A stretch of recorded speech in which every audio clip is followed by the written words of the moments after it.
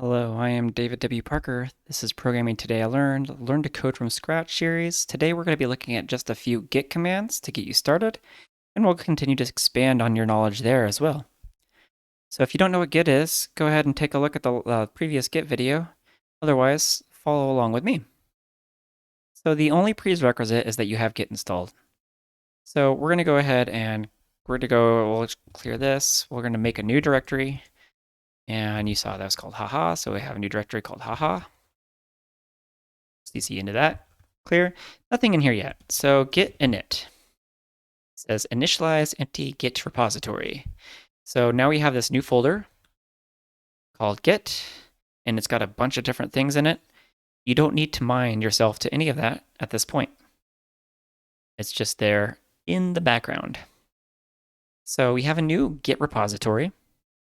So I can hit git status, and it says on branch master, no commits yet, nothing to commit.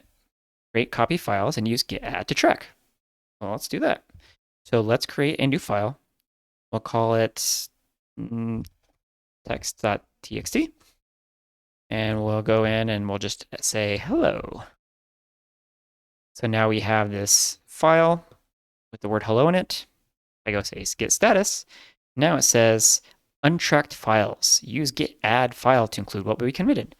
So I can do git add text.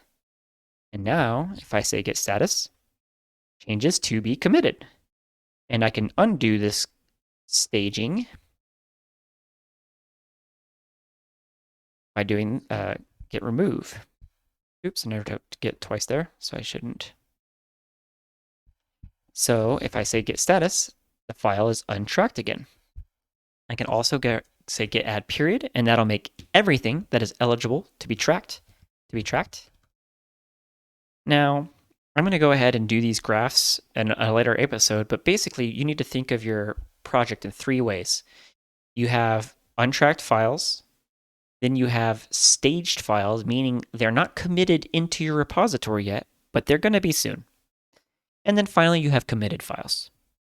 So right now, this is, if it's green, it's going to go ahead and say, oh, okay, this is not tracked yet, but it's going to be soon.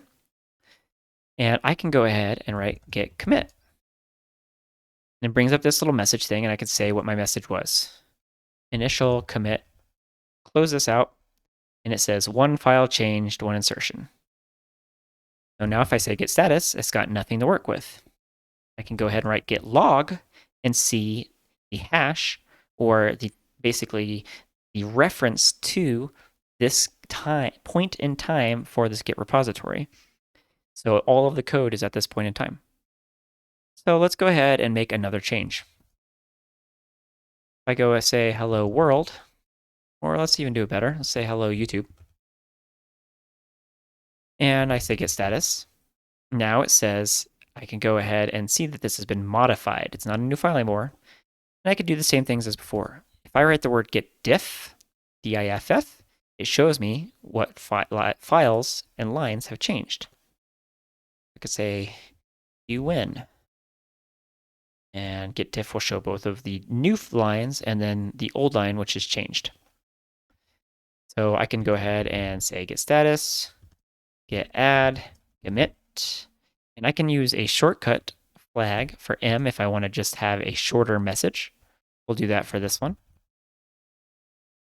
And now it says insertion 2, 1 deletion. If I go ahead and git log, I can see the commit for the initial commit, hash, and then the one for the second one.